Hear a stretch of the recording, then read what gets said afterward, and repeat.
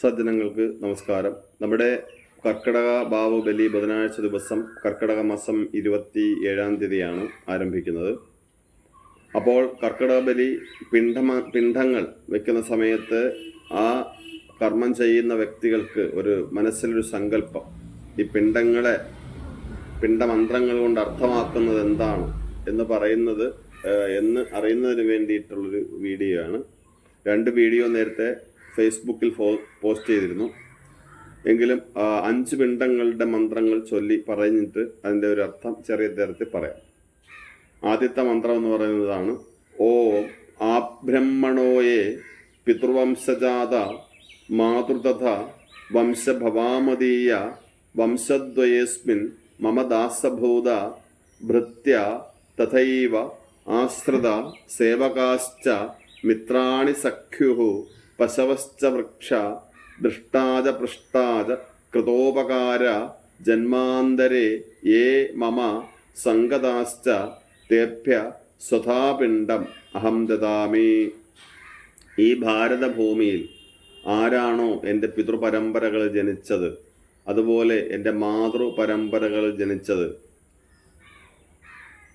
അതുപോലെ ഈ 2 പരമ്പരകളിലും അന്ന് ദാസന്മാരായിട്ട് നിന്നവരാരാണ്, ഭൃത്യന്മാരായിട്ട് നിന്നവരാരായിരുന്നു, ആശ്രിതരായിട്ട് നിന്നവരാരായിരുന്നു, സേവകരായി സഹായിച്ചവർ ആരായിരുന്നു, അതുപോലെ മിത്രങ്ങൾ ആരായിരുന്നു, ഏറ്റവും ഹൃദ്യംഗമായ സഖാക്കൾ ആരായിരുന്നു, അതുപോലെ തന്നെ പശുക്കൾ, നമ്മൾ വളർത്തിയിരുന്ന പശുക്കൾ, അങ്ങനെയൊക്കെയുള്ള ജന്തുക്കൾക്ക് വേണ്ടി, അപ്പം നമ്മളെ തണൽ കൊണ്ടും മറ്റും സഹായിച്ച വൃക്ഷങ്ങൾ തുടങ്ങിയവർക്ക്, ദൃഷ്ടാച പൃഷ്ടാച, ഞാൻ കണ്ടിട്ടുള്ളതും എന്നെ കണ്ടിട്ടുള്ളതുമായിട്ടുള്ള ആൾക്കാർ, ഞാൻ സംസാരിച്ചിട്ടുള്ളതും, ഞാനെന്ന് വെച്ചാൽ എൻ്റെ തലമുറ സംസാരിച്ചിട്ടുള്ളതും ഇങ്ങോട്ട് സംസാരിച്ച് സ്നേഹത്തോടെയും എങ്ങനെയായാലും സംസാരിച്ചിട്ടുള്ള ആൾക്കാർ, അതാണ് ദൃഷ്ടാച പൃഷ്ടാച.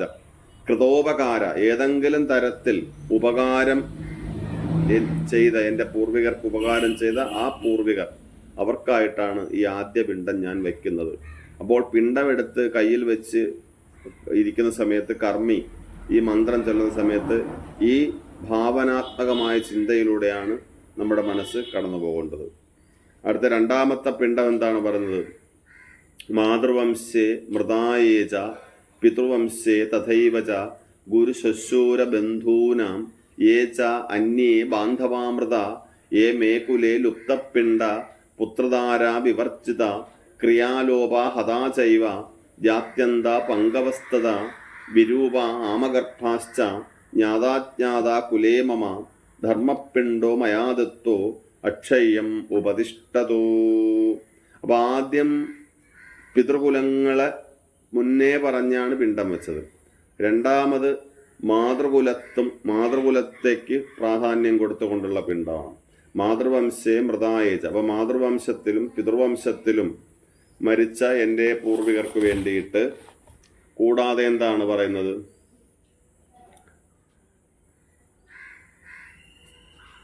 ഗുരുക്കന്മാര്, ശ്വശുരന്മാരെന്ന് പറയുമ്പോൾ നമ്മുടെ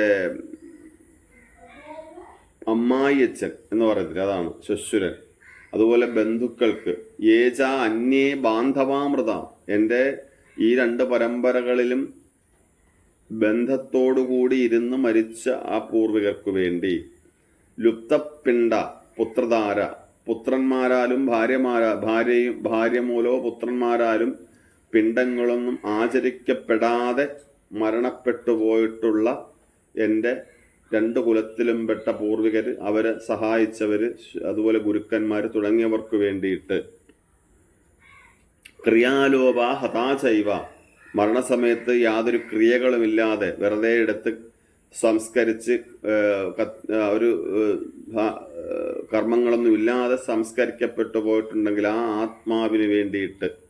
ജാത്യന്ത, ജന്മനാ തന്നെ ഇതിനെപ്പറ്റി യാതൊരു ബോധവും ഇല്ലാതിരിക്കുകയോ അല്ലെങ്കിൽ അന്ധത നിമിത്തമോ ശാരീരിക വൈകല്യം നിമിത്തമോ ഇമാതിരി കർമ്മങ്ങൾ ആചരിക്കപ്പെടാതെ പോയവർക്ക്, അല്ലെങ്കിൽ ഈ വൈരൂപ്യങ്ങൾ വന്ന് മരണപ്പെട്ടു പോയവർക്ക്, അതുപോലെ തന്നെ പങ്കവസ്തത, കാല് അംഗവൈകല്യം വന്നവർക്ക്, വിരൂപ ശരീര വൈരൂപ്യം കൊണ്ട് ഇമാതിരി കർമ്മങ്ങളൊന്നും ആചരിക്കാൻ പറ്റാതെ പോയിട്ടുള്ളവരുണ്ടെങ്കിൽ അവർക്ക് വേണ്ടി ഒക്കെയാണ് രണ്ടാമത്തെ പിണ്ടം നമ്മൾ വയ്ക്കുന്നത്. അതിൽ തന്നെ ആമഗർഭാശ്ച എന്ന് പറയുമ്പോൾ ഗർഭമൃതി സംഭവിച്ചു പോയ ചാപിള്ളകളായിരിക്കുന്ന കഴിഞ്ഞുപോയ പൂർവികർക്ക് വേണ്ടിയിട്ട് ഈ രണ്ടാമത്തെ പിണ്ടം ഞാൻ വയ്ക്കുന്നു എന്ന് ഇത്രയും പേരെ സങ്കല്പിച്ചാണ് രണ്ടാമത്തെ പിണ്ടം വയ്ക്കുന്നത്.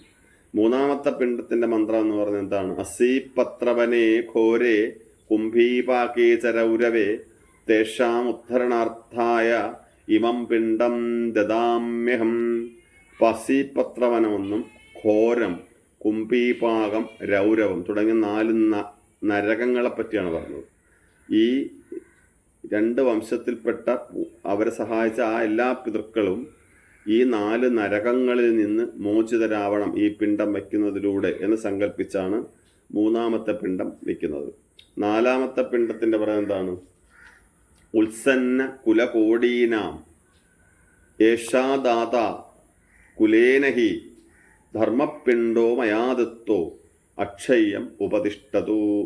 ഉത്സന്നമായ അല്ലെങ്കിൽ ആ ഉയർന്ന കുലത്തിൽപ്പെട്ട് കടന്നുപോയ ആ പിതൃക്കൾക്ക് വേണ്ടി യേഷാദാത ഈ പിണ്ടം ഞാൻ വയ്ക്കുന്നു. പിന്നെ രണ്ടാമെന്ന് പറഞ്ഞു കുലേനഹി, അങ്ങനെ കുലമില്ലാതെ അല്ലെങ്കിൽ ആ കുടുംബമോ കുലമോ അങ്ങനെയുള്ള സാഹചര്യങ്ങൾ ഇല്ലാതെ കടന്നുപോയിട്ടുള്ള പൂർവികരുണ്ടെങ്കിൽ, മിത്രങ്ങളുണ്ടെങ്കിൽ, ഗുരുക്കന്മാരുണ്ടെങ്കിൽ, ബന്ധുക്കളുണ്ടെങ്കിൽ അവർക്കായിട്ട് ഞാൻ ഈ നാലാമത്തെ പിണ്ടം വയ്ക്കുന്നു എന്നാണ്. അതാണ് ഉത്സന്ന കുലകോടീനാം യേഷാദാത. അപ്പൊ അവർക്ക് വേണ്ടി ഞാനിത് വയ്ക്കുന്നു. പിന്നെന്താണ്? കുലേനഹി, കുലമില്ലെങ്കിലും, നഹി ഇല്ല തന്നെ എങ്കിലും അവർക്കും ഞാൻ ഈ പിണ്ടം വയ്ക്കുന്നു. അപ്പോൾ ഒരു പിണ്ടത്തിന് ഒരുപാട് പേരെ സങ്കല്പിച്ചിട്ടാണ് വയ്ക്കുന്നത്.